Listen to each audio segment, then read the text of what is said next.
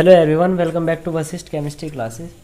तो आज जो है हम बीएससी थर्ड सेम और सेकंड ईयर की जो है लेक्चर सीरीज़ है उसको स्टार्ट कर रहे हैं।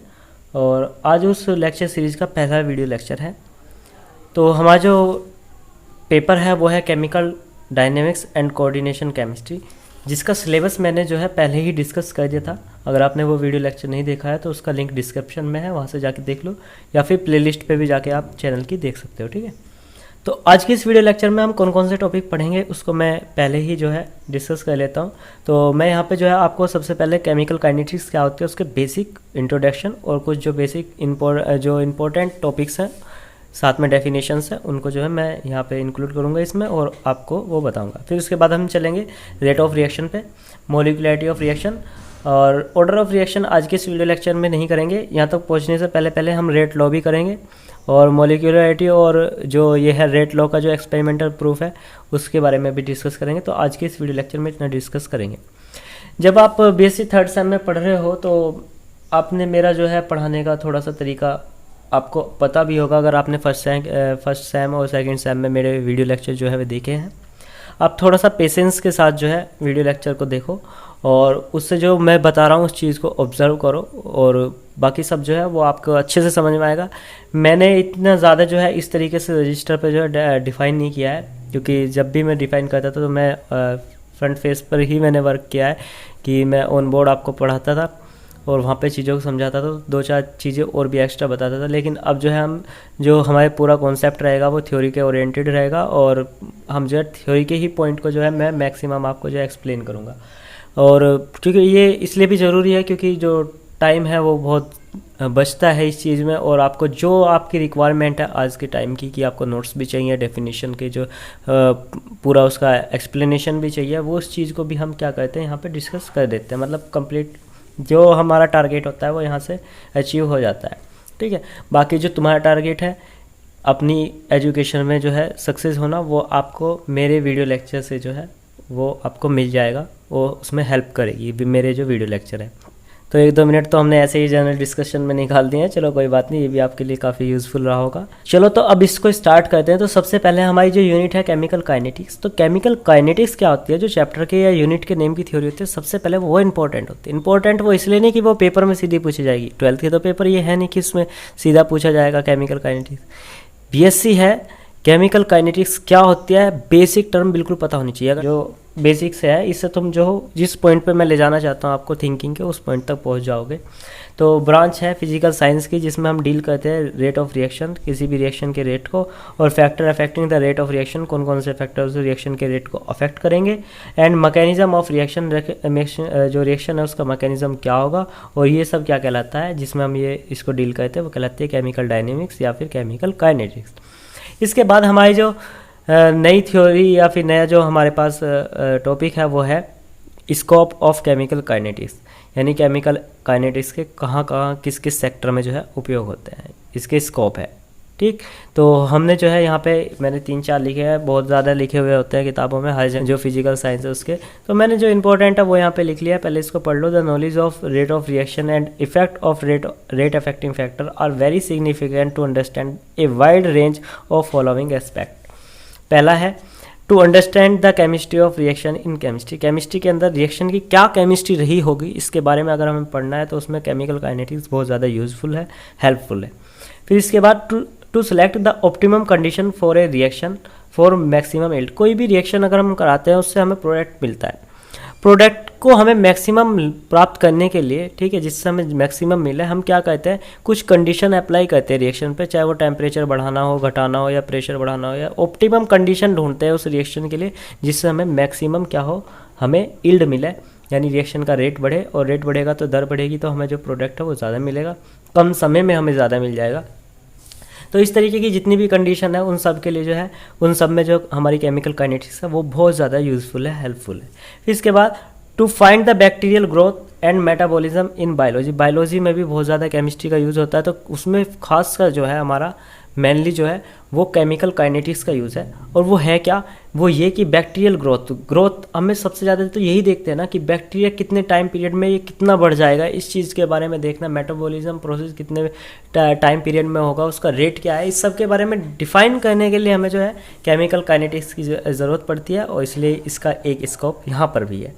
फिर इसके बाद अगर हम फोर्थ पॉइंट में डिस्कस करें तो ड्रग एक्शन इन फार्माकोलॉजी। और फार्माकोलॉजी से मुझे याद आया कि सेकंड सेम में एक या फिर थर्ड सेम में, थर्ड सेम तो चल ही रहा है, सेकंड सेम में जो है आपका एक यूनिट रही होगी जिसका नाम मेडिसिनल केमिस्ट्री थी, और वहाँ पे आपने पढ़ा भी होगा। तो ड्रग एक्शन कोई दवाई है वो कितनी देर में रिलीज होगी, उसका कितना टाइम पीरियड में कितना सा रहेगा, ये सब रेट देखने के लिए उन केमिकल्स का है। तो हम जो है ये सब में यूज़ करते हैं किसको, केमिकल काइनेटिक्स को।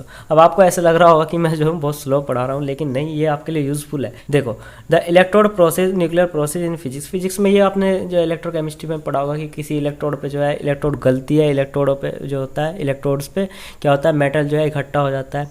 ये जो प्रोसेस है इस सब के को कितने टाइम पीरियड में ये इलेक्ट्रोड गल जाएगी, कितने टाइम पीरियड में ये जो इलेक्ट्रोड है वो उस पर जो मेटल कितना एक्सट्रैक्ट होगा, इस सब के बारे में हमें जानने के लिए, उसका रेट देखने के लिए हमें जो है केमिकल काइनेटिक्स की बहुत ज़्यादा ज़रूरत पड़ती है। ठीक है, तो ये हमारे कुछ पॉइंट्स थे, तो इसलिए मैंने यहाँ पे लिख दिया है कि thus we can say that chemical dynamics cover a very wide range from several point of view in different branch of science. ठीक, अब जो हमारा नेक्स्ट टॉपिक है वो है chemical reaction on the basis of rate of reaction. ठीक है, तो रेट ऑफ रिएक्शन यानी रिएक्शन की स्पीड के अकॉर्डिंग हम जो है रिएक्शन को कितने टाइप में जो है डिवाइड कर सकते हैं, उसको हम यहाँ पे समझते हैं। हमारे पास 3 टाइप की रिएक्शन होती है। पहली होती है हमारे पास फास्ट रिएक्शन, दूसरी होती है हमारे पास स्लो रिएक्शन, एक होती है मॉडरेटली स्लो रिएक्शन। पहले पढ़ते हैं हम जो फास्ट रिएक्शन होती है वो क्या रिएक्शन होती है। देखो, फास्ट रिएक्शन या फिर इंस्टेंटेनियस रिएक्शन भी इनको बोलते हैं, वे केमिकल रिएक्शन जो कंप्लीट हो जाती है 10 से 12 सेकंड के अंदर, इसको कहते हैं फास्ट रिएक्शन। ठीक, या फिर इंस्टेंटेनियस। प्रैक्टिकली हम इसके रेट को जो है डिटरमाइन नहीं कर सकते, यानी कि इसकी स्पीड क्या रही होगी उसको हम टाइम के साथ इसकी क्या स्पीड रही होगी उसको हम डिटरमाइन नहीं कर सकते। उसको लिखा कि it is practically impossible to measure the speed of such reaction. इन रिएक्शंस की जो स्पीड है उसको हम मेज़र नहीं कर सकते। एग्जाम्पल है जैसे आयनिक रिएक्शन, सब्स्टिट्यूशन रिएक्शन, इट। देखो, आयनिक रिएक्शन और सब्स्टिट्यूशन रिएक्शन के एग्जाम्पल लिख सकते हो, लेकिन नहीं ज़रूरत है भाई। ठीक है, इतना पढ़ो क्या होती है, बाकी सब जो है 12th में पढ़ा हुआ है, नहीं पूछेगा, इसमें नहीं आएगा BSc में।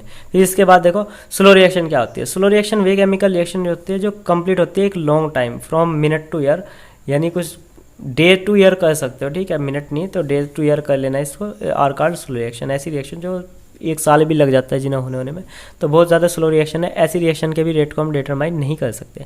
ठीक, जैसे रस्टिंग ऑफ आयरन और transformation of diamond, ETC। Rusting of iron आपने देखा होगा कि जो लोहे पर जो जंग लगता है, ठीक है, उस पर जो है ना रस्टिंग ऑफ आयरन, आपने पढ़ा भी होगा, इसको कोरिजन पढ़ा होगा आपने। तो ये जो है इसका जो लगने का प्रोसेस है वो बहुत धीमा प्रोसेस है, बहुत साल लग जाते हैं, 6 महीने लग जाते हैं। तो इस कंडीशन में आप क्या उसके रेट को डिटरमाइन कर सकते हो? नहीं कर सकते, मेजर नहीं कर सकते। ठीक, फिर इसके बाद हमारे पास आती है थर्ड नंबर की जो हमारी रिएक्शन होती है वो आती है मॉडरेटली स्लो रिएक्शन। वे केमिकल रिएक्शन जो इंटरमीडिएट होती है between slow and fast reaction, it is called moderately slow reaction. यानी वे इसके बीच की कोई एक स्टेट है, ना तो वे ज़्यादा फास्ट है और ना स्लो है, तो वो बीच की कंडीशन है और वो कहलाती है मॉडरेटली स्लो रिएक्शन। जैसे इन्वर्जन ऑफ शुगर और हाइड्रोलिसिस ऑफ स्टार्च। यहाँ पे डे कर लेना इसको, ठीक है, डे टू, इसको जहाँ मिनट लिख रखा है ना इसको मिनट की जगह डे कर लेना, ठीक है, डे कर लेना। ठीक, देखो अब इसके बाद अब पढ़ते हैं हम रेट ऑफ रिएक्शन। किसी रिएक्शन का रेट क्या होता है, तो इसको आप समझोगे कैसे, उससे पहले मैं आपको बताता हूँ। थ्योरी को तो आप कर ही लोगे, मैं आपको इसको एक सिंपल मेथड से बताता हूँ। देखो एक एग्जांपल लेते हैं। रेट क्या है? रेट है किसी भी रिएक्टेंट की, कोई रिएक्शन होती है, ये रिएक्शन हुई, इस रिएक्शन में ये रिएक्टेंट है, ये प्रोडक्ट है, तो हम क्या करते हैं रिएक्शन में रिएक्टेंट से प्रोडक्ट बनाते हैं। तो मैं कहता हूँ कि इसकी स्पीड क्या रही होगी, टाइम के साथ इसकी क्या स्पीड रही होगी, अगर उस टर्म को मैं निकालूँ तो उसको मैं बोलता हूँ ये इस रिएक्शन का क्या है, रेट। ऐसे समझो कि ये मेरे पास एक चक्की है, चक्की तो देखी होगी ना आपने सभी ने, ठीक है, ये मेरे पास एक चक्की है और इसमें मैंने जो है ये नाज भर रखा है, ठीक है, इस तरीके से, और इधर जो है ये फाइनल जो है पीसने के बाद यहाँ पे मैं एक कुछ लगा के यहाँ पे कट्टा वगैरह लगा लेते हैं ना, जैसे चक्की में होता है, उस तरीके से यहाँ पे पिसवा दिया मैंने, ये आटा बन गया, ठीक है, आटा हो गया, वीट हो गया, ठीक है, या आटा हो गया। अब तुम देख रहे हो कि मैं इसको बोलता हूँ ये क्या है, रिएक्टेंट आर, और ये क्या है प्रोडक्ट पी। ठीक है, तो मैं कहता हूँ कि इसकी कॉन्सेंट्रेशन में टाइम के साथ जो कमी हो रही है, इसकी रिएक्टेंट है ना, धीरे धीरे कम होता चला जाएगा, आटा बढ़ता चला जाएगा। ठीक है, इस तरीके से। तो टाइम के साथ जो इसकी कॉन्सेंट्रेशन में चेंजेस हो रहा है उसको कहते हैं रेट। ठीक है, RATE रेट। ठीक है, इसको माइनस का साइन लगाया जाता है क्योंकि टाइम के साथ इसकी कॉन्सेंट्रेशन कम होती जाएगी, तो रिएक्टेंट के रेट को जब लिखते हैं तो माइनस लगा के लिखते हैं। ऐसे ही हम प्रोडक्ट की उसमें भी निकाल सकते हैं। रेफरेंस में कैसे निकालेंगे, dP/dt टाइम के साथ। तो चाहे इससे निकालो, इसमें माइनस का साइन नहीं आएगा, इसमें प्लस का साइन आएगा क्योंकि कॉन्सेंट्रेशन इसकी इंक्रीज हो रही है। ये जो साइन ये ब्रैकेट लगाते हैं, ये डिनोट करता है इसकी कॉन्सेंट्रेशन को। तो यहाँ पे ये बोला जाता है कि जो कोई भी किसी भी रिएक्शन का जो रेट होता है वो क्या होता है कि वो इसमें रिएक्टेंट या प्रोडक्ट के किसी भी एक के पर यूनिट टाइम जो कॉन्सेंट्रेशन में चेंजेस होता है उसको बोलते हैं कि ये क्या है, रिएक्शन का रेट है। अब देखो ये मैंने आपको समझा दिया, इसमें कुछ पॉइंट्स थे, जैसे ये कि टाइम के साथ जो कॉन्सेंट्रेशन है रिएक्टेंट की कम होगी तो माइनस का साइन आएगा। आटा है, टाइम ऊपर से ये कम होगा तो ये बढ़ेगा, तो दूसरा बढ़ेगा। तो प्रोडक्ट है, ये प्रोडक्ट है हमारा, क्या होगा, पी बढ़ेगा, तो इसको जो है पॉजिटिव साइन से साथ लिया जाता है। एक बात और है यहाँ पे कि हमारे पास दो तरीके के रेट होते हैं। एक जो रेट होता है वो होता है हमारे पास एवरेज। ठीक है, एवरेज रेट। ठीक है, और दूसरा होता है हमारे पास इंस्टेंटेनियस रेट। ठीक है, रेट। अब मैं आपको एक बात बता देता हूँ, देखो ये इस तरीके से समझो, ये ग्राफ है टाइम के साथ, यहाँ का मेरा ये टाइम है और यहाँ इसकी कॉन्सेंट्रेशन है रिएक्टेंट की। ठीक है, ये रिएक्टेंट की कॉन्सेंट्रेशन इधर ही है। पहले कॉन्सेंट्रेशन ज़्यादा थी, टाइम बढ़ता गया, इस तरीके से देखो, इस तरीके से देख रहे होंगे कि टाइम बढ़ा, ये टाइम बढ़ा तो कॉन्सेंट्रेशन पहले इतनी थी, फिर टाइम और बढ़ा तो कॉन्सेंट्रेशन और घट गई, तो टाइम के साथ कॉन्सेंट्रेशन कम हो रही है। मैं कहता हूँ इस पीरियड से लेके और इस टाइम पीरियड तक जो मैंने यहाँ से यहाँ तक इस टाइम पीरियड के बीच में क्या निकाला है, रेट निकाला है, उस रेट को बोलता हूँ मैं कि ये क्या है, इसको छोटे आर से कहते हैं RAV, एवरेज लिखा जाता है। तो ये क्या है, एवरेज रेट है। ठीक, और जो यहाँ पे अगर मैं कहूँ कि मुझे सिर्फ इस पर्टिकुलर पॉइंट पे जो है रेट को देखना है, एक पर्टिकुलर मोमेंट पे मुझे इस पॉइंट पे जो है रेट को देखना है, तो अब जो रेट निकालूंगा वो आएगा हमारा इंस्टेंटेनियस रेट। ठीक है, इंस्टेंटेनियस रेट, दोनों का फॉर्मूला वही होता है। मैं रिएक्टेंट की टर्म में निकाल रहा हूँ तो दोनों का फॉर्मूला वही होगा, dR/dt, और इसका भी यही होगा, dR/dt। इतना कोई इसमें फॉर्मूले में तो कोई चेंजेस नहीं होता। बस ये पॉइंट यहाँ से समझाने का था। अब चलते थ्योरी पे समझो, अब इसको इतना ज़्यादा कोई नहीं। अब देखो यहाँ पे एक बात और समझ लो, रेट को जो रेट होता है, जो मैंने यहाँ पे रेट लिखा वो एक एवरेज रेट है। जब भी हम बात करते हैं रेट की तो रेट में बोला जाएगा तो आपको एवरेज रेट बोला जाएगा। अगर उसने कहा कि इंस्टेंटेनियस किसी पर्टिकुलर पॉइंट पे मोमेंट पे आपको रेट निकालना है, तब निकालना है आपको इंस्टेंटेनियस रेट।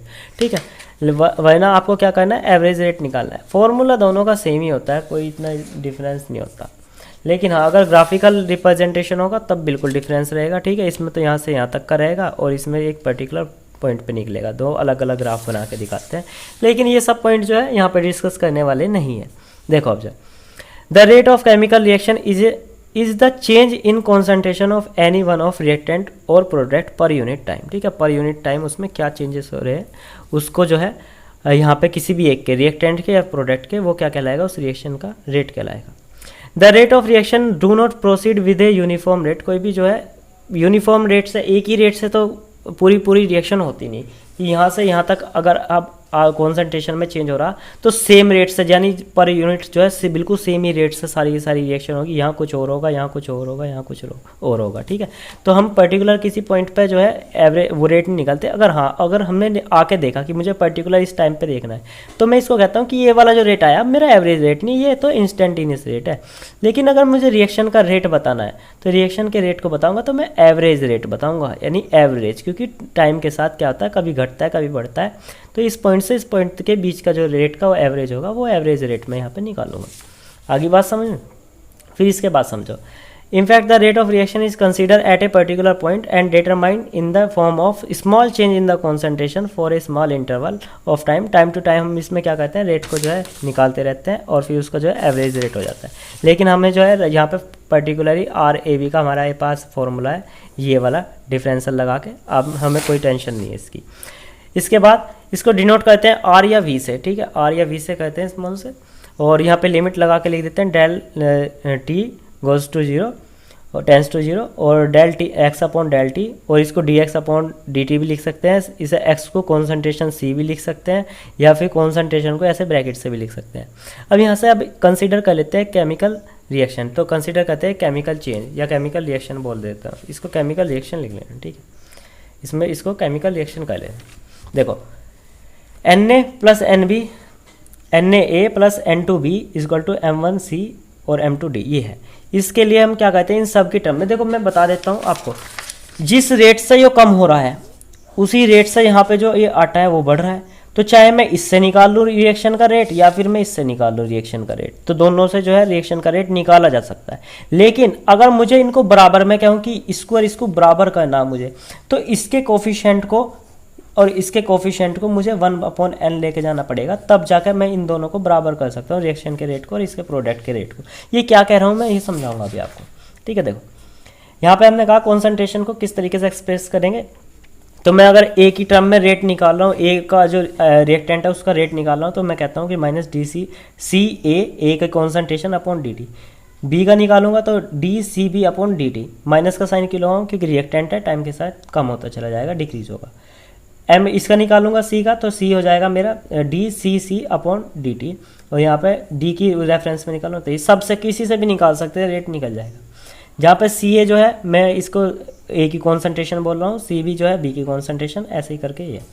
अब मैं क्या करता हूँ, मैं कहता हूँ कि सारे जो रेट हैं उन सबको मुझे बराबर करने, अगर इक्वलाइज करने तब उस कंडीशन में क्या होगा, जो कोफिशिएंट रखे हैं उनको 1/n करके मल्टीप्लाई कर दो, ठीक है। सबको सब में इस तरीके से मल्टीप्लाई कर दो, सब इक्वल हो जाएंगे। तो मैं R इक्वल टू सारे रेट को बराबर कर देता हूँ, क्योंकि सबसे रेट बराबर आना है। तो बराबर जब आएगा जब जितने कोफिशिएंट यहाँ पे रखे हैं, इसको स्टाइकोमेट्रिक कोफिशिएंट बोलते हैं, ये यहाँ पे जितने रखे हैं नंबर ऑफ मोल, उसकी क्या करोगे रिएक्शन के वे जाएंगे यहाँ पे अपॉन में, तो 1/n1 d A upon d t, फिर माइनस के 1/n2 d B upon d t, ऐसे करके सबको इस कर दो, ये सब जो है इक्वलाइज हो गया। फिर यहाँ पे मैंने लिख दिया है कि here negative sign implies the decrease of concentration, decrease of concentration, concentration में डिक्रीज हो रहा है इसलिए निगेटिव साइन लिया। अब मैंने यहाँ पे मैंने आपको इंस्टेंटेनियस के बारे में बताया था, उसको इतना ज़्यादा डीपली तो हमें पढ़ना नहीं, लेकिन नोट में करके लिख जरूर लो। The rate measure over a long time interval it is called average rate, and the rate measure at a infinitesimally small time interval it is called instantaneous rate, ठीक है। एक पर्टिकुलर पॉइंट पे, एक मोमेंट पे जो rate determine करेंगे। मैं कहता हूँ मैं आया, घूम फिर के आया, ऐसे ही समझो, मैं घूम फिर के आया और मैंने कहा मैं देखूँ रिएक्शन का क्या रेट चल रहा। मैंने इस पॉइंट पे जब रिएक्शन का रेट देखा तो मैंने इसको कहा कि ये जो रेट है आर वो क्या है INST, यानी इंस्टेंटेनियस रेट। लेकिन जब मैंने ये कहा कि मैंने पर्टिकुलर इतने पॉइंट का जो है रेट निकाला है, इस पॉइंट से इस टाइम पीरियड से इस टाइम पीरियड तक के बीच का रेट, तो वो आया मेरा एवरेज रेट। मेरे ख्याल से ये चीज़ आपको समझ में आई होगी, ठीक है। देखो फिर अगर हम बात करें इसके रिएक्शन के यूनिट की बात करें, रेट की जो यूनिट क्या होती है, रेट का भी आप फॉर्मूला पढ़ के आए, डी यहाँ पे कॉन्सेंट्रेशन होती है अपॉन डी टी। कॉन्सेंट्रेशन को आपको पता है कि कॉन्सेंट्रेशन का क्या होता है, मोल लीटर इनवर्स में होती है कॉन्सेंट्रेशन, और जो टी है वो होता है टाइम को ऊपर ले जाओ तो मोल लीटर इनवर्स और टाइम इनवर्स, ये होगी इसकी यूनिट, ठीक है, ये होगी। अब इसके बाद चलते हैं हम क्वेश्चन पे। क्वेश्चन कर लो, क्योंकि क्वेश्चन से आपको क्या होगा कि अगर बाई चांस में क्वेश्चन डल गया शॉर्ट में, वैसे आने की प्रोबेबिलिटी बहुत कम है, लेकिन न्यूमेरिकल पोर्शन का चैप्टर होता है ये, तो यहाँ से क्वेश्चन बन सकता है, इसलिए मैं आपको जो है यहाँ पे बता देता हूँ। क्वेश्चन कर लो, देखो ये वाला, इसने कहा N2O5 की एक इक्वेशन दे रखी है, इसका डिकम्पोजिशन हो। इसने कहा जो N2O5 है उसका जो डिकम्पोजिशन का रेट है उसने ये दे दिया, और आपसे कहा कि ये जो फॉर्म हो रहे हैं इन दोनों का रेट बताओ कि इसका रेट क्या है फॉर्मेशन का और इसका रेट क्या है। मैंने कहा सबकी एक इक्वलाइज इक्वेशन बना लो, इनके कोफिशिएंट को 1/n करके जो मल्टीप्लाई करते हैं वही वाला काम करो, सबको इक्वलाइज करो। एक बार इसके रेट को इसके बराबर रखो, यानी ये जो दे रखा है, एक बार इसके रेट को इसके बराबर रखो। ये रेट तो हमें पता ही नहीं, इसका तो बस फॉर्मूला है, वो इसके बराबर रखोगे, ये इधर जाएगा, उसमें मल्टीप्लाई होगी, सीधा आंसर। मैंने सॉल्व कर रखा है, इसको एक बार चेक कर लो, ठीक है, मतलब इसको जो है एक बार देख लो। इसके जो है रेट एक्सप्रेशन लिख लेंगे, ये हो गया यहाँ पे। अब देखो माइनस के साइन को यहीं छोड़ दो, क्योंकि जब तुम समझो इसको, क्योंकि हम जब भी निकालें हमने निकालना किसका है, इनका, ये जो प्रोडक्ट है इनके हमें रेट निकालना है। तो प्रोडक्ट का रेट आता है पॉजिटिव में, या तो आप इनको जो है एक बार तो इसके बराबर रखो, तो मैं NO2 का रेट निकाल दूंगा। NO2 का रेट जो है इसके बराबर रख दिया मैंने, माइनस का साइन नहीं लगा रखा क्योंकि मैंने पहले ही छोड़ दिया। अगर आप यहाँ पे माइनस लाते हो तो फिर ये वैल्यू माइनस में आएगी, अगर ये वैल्यू माइनस में आएगी तो फिर तुम्हें छोड़ना पड़ेगा माइनस, क्योंकि प्रोडक्ट का जो रेट होता है वो माइनस में नहीं होता। आगे बात समझ में। फिर देखो मैंने एक बार इसको इसके बराबर रखा तो ये आ गया NO2/∆T 1/2 रेट एक्सप्रेशन से, ठीक। ये इसकी वैल्यू हमें पता है, इसको 2 को इधर पहुँचा दो, ये जो 2 है इसको इधर पहुँचा दो, मल्टीप्लाई कर दी तो ये हो गया, ठीक। फिर इसके बाद NO2 ये वैल्यू हमने यहाँ पे रख दी, ये आ गया 3.6 मोल लीटर इनवर्स मिनट। अब ऐसे ही क्या करना है, हमें इसके फॉर्मेशन को निकालना है O2 के, इसको एक बार इसके बराबर रखो, इसको रख दिया तो 2O2/∆T और इसको N2O5∆T, मैंने माइनस हटा दिया था यहाँ पे, पहले ही बताया था कि प्रोडक्ट की निकाल ले। 2 को इधर ले जाओ 1/2, इसकी वैल्यू रख दो, क्वेश्चन में दे रखी है, क्वेश्चन में दे रखी थी, दोनों से ऊपर भी रखी है हमने, नीचे भी इसी तरीके से रखी है, ये आ गया। फिर यहाँ पे लिख दो because rate of product is always positive hence minus del NO2 N2O5/∆T is taken positive, ठीक है, इसको हमने पॉजिटिव लिया है, ठीक। फिर इसके बाद कहते हैं हम बात कहें कि इसकी रिएक्शन की। देखो एक क्वेश्चन और है हमारे पास, एग्जांपल मैंने यहाँ पे लिखा है, इसको समझो। इसमें कहा है क्लोरीन से जो है इसका और आयोडीन की रिएक्शन से I2 और Cl- बन रहा है। इसमें आपको इनिशियल कॉन्सेंट्रेशन आई दे रखी है और फाइनल कॉन्सेंट्रेशन दे रखी है और टाइम दे रखा 10 मिनट। 10 मिनट पहले ये था, पहले ये था इनिशियल, 10 मिनट बाद ये बचा है इतना।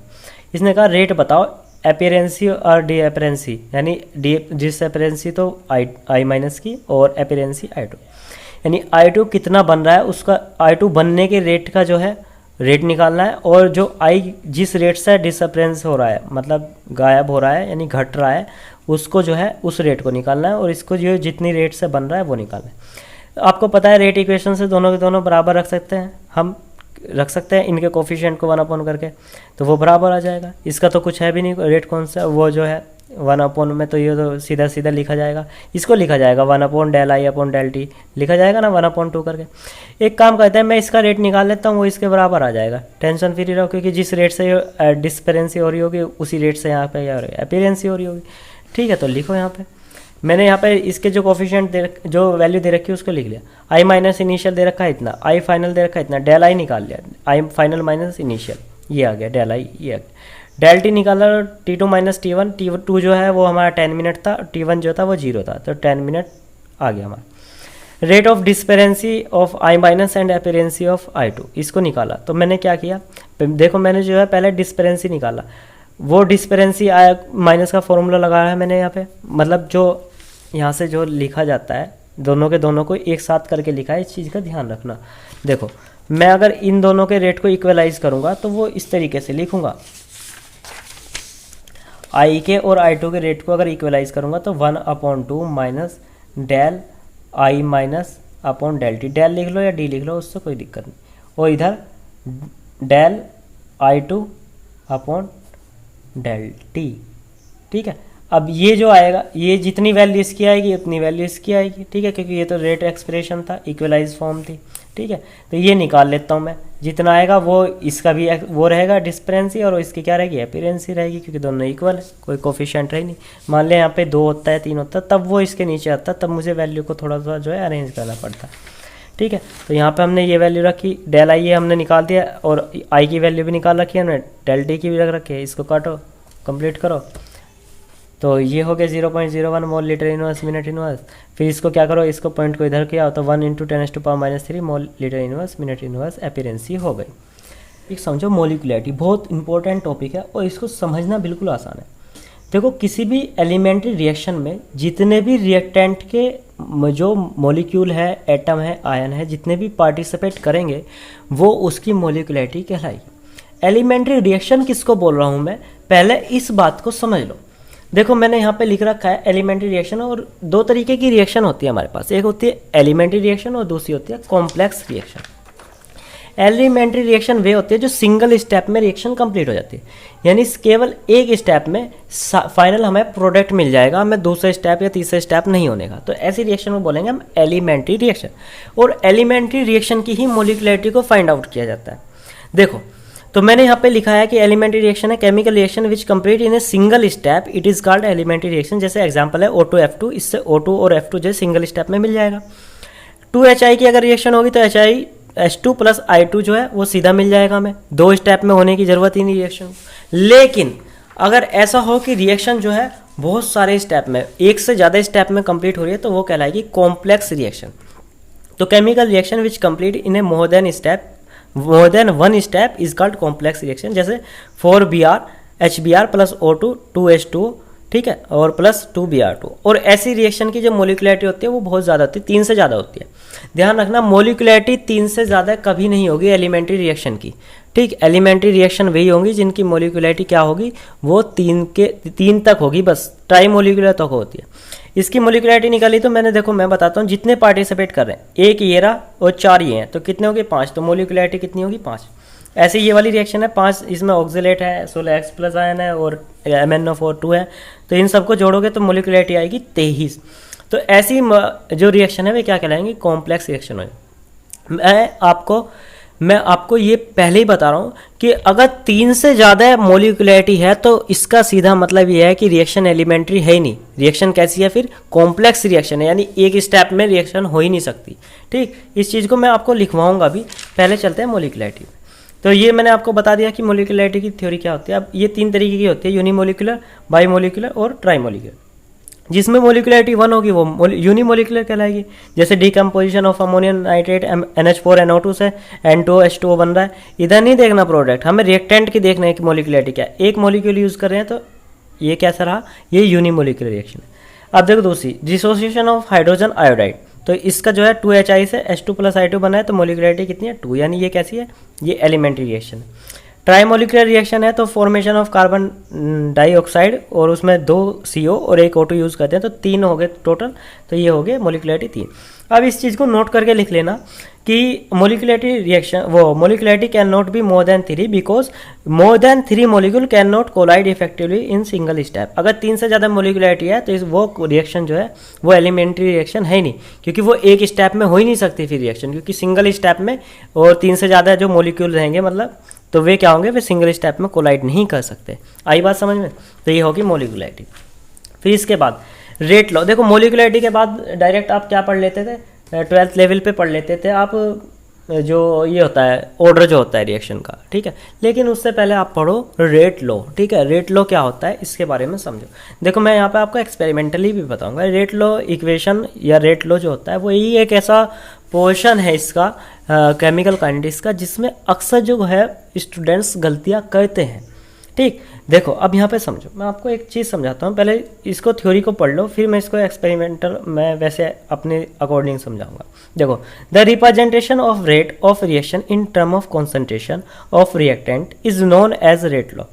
जो आपने रेट लिखा था पहले, तो इस तरीके से रेट लिखते हुए आ रहे थे कि रेट जो होता है वो dC/dt रहता है। देखो यहाँ पे ऐसे करके लिख रहे थे, लेकिन इस बार क्या कहते हैं हम रिएक्टेंट की कॉन्सेंट्रेशन के टर्म में जो है एक इक्वेशन बनाएंगे लिख के रेट को, और ये क्या कहलाएगा, ये रेट लॉ या फिर रेट इक्वेशन कहलाएगी। Representation of rate of reaction in term of concentration of reactant is known as rate law.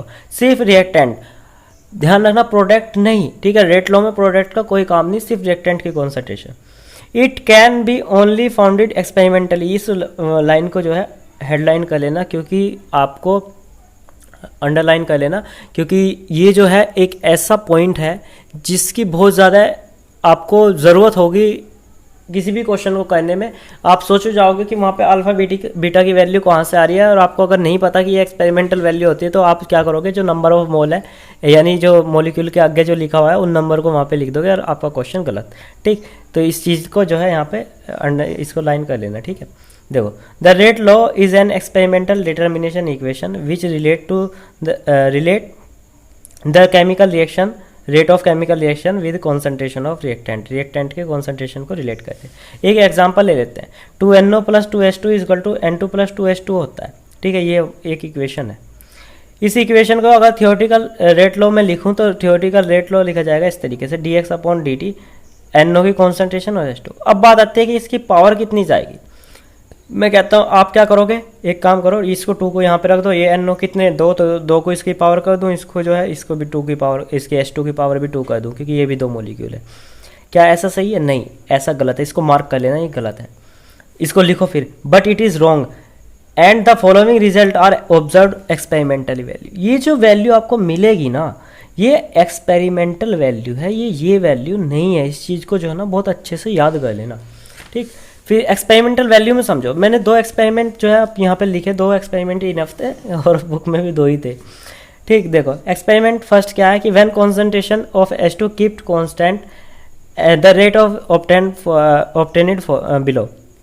देखो कैसे होगा, मान लो एक बार इस रिएक्शन में मैंने H2 को जो कॉन्सेंट्रेशन है इसको कांस्टेंट करा, मतलब इसको H2 को जो है वो कांस्टेंट कर लिया, इसको घटाई बढ़ाई, तो देखा रिएक्शन की रेट पर इफेक्ट पड़ता है, हाँ पड़ता है। दुगना करता हूँ तो रेट जो है बढ़ जाता है, तो इसको जो है मैंने इसको लिख दिया कि हाँ इससे जो है फ़र्क पड़ेगा, रेट को जो है इसकी कॉन्सेंट्रेशन की पावर कर ली 2। लेकिन अगली बार मैंने NO को जो है कॉन्स्टेंट करा और H2 की कॉन्सेंट्रेशन को बढ़ा के देखा, पहले H2 फिर 2 H2 डाले, देखा रिएक्शन का रेट बढ़ा गया, तो रिएक्शन का रेट नहीं बढ़ा। यानी चाहे तुम H2 को कितना ही मिला लो, 3 गुना कर लो, 4 गुना कर लो, रिएक्शन के रेट पे कोई इफेक्ट नहीं पड़ने वाला, ठीक है। रिएक्शन की स्पीड पे कोई इफेक्ट नहीं पड़ रहा, तो फिर जो है इसका जो है फिर चाहे 2 हो 3 हो 4 हो, कोई इफेक्ट नहीं पड़ने वाला। तो H2 को सिर्फ कॉन्सेंट्रेशन को ऐसे लिखा जाएगा। तो अब इन दोनों को फर्स्ट और सेकंड ये वाले को इनको कंबाइन करके लिख लो, तो कंबाइन करके लिखा जाएगा rate is equal to NO की पावर 2 और H2 जो है वो ऐसे ही लिखा जाएगा। ये बना फाइनल। अब आपको पता चल गया, आपने यहाँ से अगर इसको ऐसे देख के लिख दिया तो ये क्या रहेगा, ये गलत हो जाएगा, ये एक एक्सपेरिमेंटल वैल्यू होगी। यहाँ तो एक्सपेरिमेंट पे मैंने चलो लिख दिया, लेकिन ये वैल्यू आपको मिलेगी एक्सपेरिमेंटल वैल्यू, पूछेगा ऐसे नहीं, आपको क्वेश्चन में दी हुई रहेगी अगर कुछ भी वो आपसे क्वेश्चन पुट अप करते हैं। इस साइन को हटाओ, यहाँ पे एक कांस्टेंट आता है K, जिसको बोलते हैं रिएक्शन कांस्टेंट, रेट कांस्टेंट या फिर रेट इक्वेशन कांस्टेंट, ठीक है।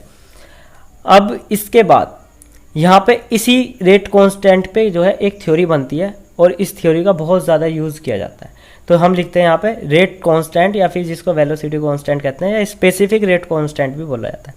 अब आपने क्या किया, एक रिएक्शन ली, कंसीडर करी N1A प्लस N2B से कोई प्रोडक्ट लिखने की जरूरत ही नहीं कि CD लिखने, क्योंकि जो हम रेट इक्वेशन लिखेंगे वो क्या लिखी जाती है रिएक्टेंट के टर्म में, ठीक है, उनकी कॉन्सेंट्रेशन के टर्म में। तो क्या बनेगा यहाँ पे rate reaction dx/dt directly proportional to A की पावर x1 और B की पावर x2, ऐसे करके लिख लिया मैंने। x1 x2 आपको पता चल गया होगा, ये N1 N2 नहीं है, ये क्या है, एक एक्सपेरिमेंटल वैल्यू है, ठीक है, जो एक्सपेरिमेंट से मिलेगी आपको। अब देखो यहाँ पे इसको मैंने यहाँ पे साइन को हटाया, इसको एक कांस्टेंट आ गया, ये पता है आपको क्या है, ठीक। अब क्या होगा, अगर कांस्टेंट ये कॉन्सेंट्रेशन है रिएक्टेंट की, वो अगर यूनिट हो जाए यानी 1 हो जाए, तो जो रेट कांस्टेंट है वो डायरेक्ट वो किसके इक्वल टू हो जाता है, रिएक्शन के रेट के। इसी चीज़ को अब लिखना है आपको। क्या होगा, इसकी थ्योरी बनाओगे dx/dt जो है क्या हो जाएगा, जब क्या हो जाएगी कॉन्सेंट्रेशन ऑफ ईच रिएक्टेंट क्या हो जाएगी, यूनिटी यानी 1 हो जाएगी। तो इस चीज़ को लिखा है एट कॉन्स्टेंट टेम्परेचर। टेम्परेचर जो है वो कॉन्स्टेंट ही रहेगा भाई, क्यों, क्योंकि कॉन्स्टेंट अगर टेम्परेचर आपने घटाया बढ़ाया तो फिर रिएक्शन के रेट में तो फिर चेंजेस होना ही होना है, ठीक, क्योंकि उसमें जो है काइनेटिक एनर्जी बढ़ जाती है जो मॉलिक्यूल्स की। आगे बढ़ाऊंगा मैं इसके बाद। देखो the rate constant for a reaction is equal to the rate of reaction when concentration of each reactant is unity, so rate constant is also called specific rate, इसको स्पेसिफिक रेट भी कहते हैं। फिर इसके बाद कहते हैं unit of rate constant, rate constant की यूनिट। अब ध्यान रखना, ये जो रेट लॉ इक्वेशन में जो ये x1 प्लस x2 होता है, x2 और x1 और x2 है ना, इसका अगर हम सम कर दें तो वो ऑर्डर आ जाता है रिएक्शन का। इस चीज़ को लिख लेना, एक जगह नोट करके लिख लो कि अगर आपको ऑर्डर निकालना है ना रिएक्शन का, तो वो x1 प्लस x2 होता है जो रिएक्शन में होता है। अब बात करो, देखो यहाँ अब हम क्या कहते हैं यहाँ पे, unit of rate law depend upon the nature of rate, वो unit of rate law rate constant, unit of rate law नहीं रेट कांस्टेंट, ठीक है, rate constant, unit of rate constant depend upon the nature of the unit of rate constant depend upon the nature of rate law और rate equation, इस पे depend करता है। Consider करते हैं केमिकल रिएक्शन वही वाली, रेट लॉ लिख लिया, इसके लिए ये लिख दिया, ठीक है। के को क्या किया, यहीं रखा, इसको नीचे लेके, तो 1 अपॉन ये जो कॉन्सेंट्रेशन और इसकी कॉन्सेंट्रेशन की पावर और dx/dt ये यहाँ थी। अब एक काम करते हैं, ये dx क्या है, कॉन्सेंट्रेशन, और ये भी क्या है, ये भी कॉन्सेंट्रेशन, तो इन सबको कॉन्सेंट्रेशन लिख लिया। उस ऊपर वाली कॉन्सेंट्रेशन को नीचे ले आया हूँ मैं, तो माइनस की पावर 1 करके लिया हूँ, ठीक है। अब मैंने आपको पता है जब बेस सेम हो तो जो पावर होती है वो ऐड हो जाती है, ये भी कॉन्सेंट्रेशन, ये भी x1 प्लस x2 -1 हो जाएगा, ठीक है, तो k is equal to x1 plus x2 minus 1 और ये हो गया इंटू टाइम। अब इसके बाद इसको जो है ऊपर ले जाओ तो ये हो जाएगा minus x1 plus x2 minus 1 और टाइम इनवर्स, टाइम भी ऊपर जाके, और ये x1 प्लस x2 क्या होता है, ऑर्डर ऑफ रिएक्शन। अब ध्यान रखना, अब आपसे कोई से भी ऑर्डर की रिएक्शन पूछे उसके लिए रेट कॉन्स्टेंट की अगर यूनिट पूछ ली ना तो वो यहाँ पे रखो, ये x1 प्लस x2 क्या है, ऑर्डर। मान लिया जीरो ऑर्डर रिएक्शन है तो जीरो ऑर्डर रिएक्शन के लिए क्या हो जाएगा, ये जो रख दो जीरो, जीरो में से एक गया, आपको पता है माइनस एक और बाहर माइनस है तो प्लस 1, यानी कॉन्सेंट्रेशन की पावर +1 और टाइम इनवर्स। कॉन्सेंट्रेशन क्या होता है, मोल लीटर इनवर्स टाइम इनवर्स, ये होगी किसके लिए, जीरो ऑर्डर रिएक्शन के लिए। फर्स्ट ऑर्डर रिएक्शन के लिए बात करेंगे हम तो 1 माइनस 1 हो जाएगा फर्स्ट ऑर्डर रिएक्शन, यानी x1 प्लस x2 1 की power 1 minus 1 zero, zero minus यानी जीरो, यानी कॉन्सेंट्रेशन कुछ नहीं होने की, कॉन्सेंट्रेशन किसी की पावर जीरो तो उसकी वैल्यू 1, फिर क्या रह जाएगी, सिर्फ टाइम इनवर्स। आगे बात समझ में, ये आगे मैं कराऊंगा आपको डीपली में। तो आज तक का जितना वर्क था वो तो यहाँ पे कंप्लीट हो गया। आई होप आपको ये समझ में भी आया होगा।